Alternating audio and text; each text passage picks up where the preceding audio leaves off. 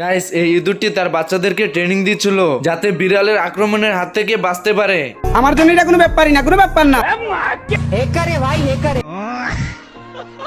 তোমাদের যা কিছু আছে তাই নিয়ে প্রস্তুত থাকো।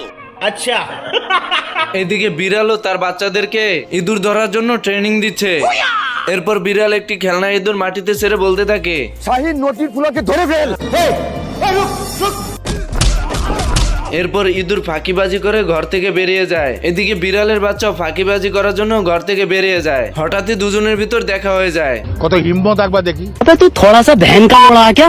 হাসিনা পালিয়ে গেছে, শেখ হাসিনা নাই, শেখ হাসিনা চলে গেছে, শেখ হাসিনা পালায় না। বিড়াল তো ইঁদুর পিছন পিছন গিয়ে তাদের গুহার ভিতর ঢুকে যায়। ইঁদুর তো বিড়ালকে দেখে লাথি মেরে বের করে দেয়।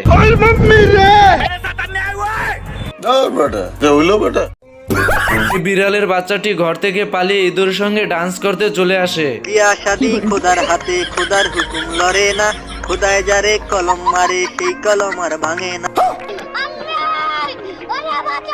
এর ভিতরে বিড়ালের মা আওয়াজ শুনে গর্তের সামনে চলে আসে।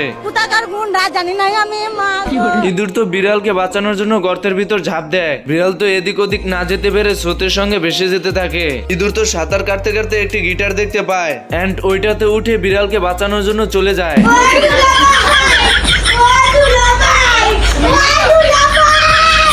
खराब हो जाएगा, मैं मार अम्मा बहन पे आ जाऊंगा मैं इनकी। Helicopter helicopter.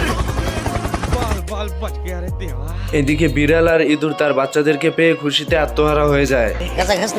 না গাজা গাজা তো খাই না, আমি সিদ্ধি খাই মাঝে মধ্যে। এর ভিতরে হঠাৎ বিড়ালের ইঁদুরে মার দেওয়ার কথা মনে পড়ে যায়। তাই বিড়াল নিজের প্রতিশোধ নেওয়ার জন্য ইঁদুরের উপর হামলা করতে থাকে।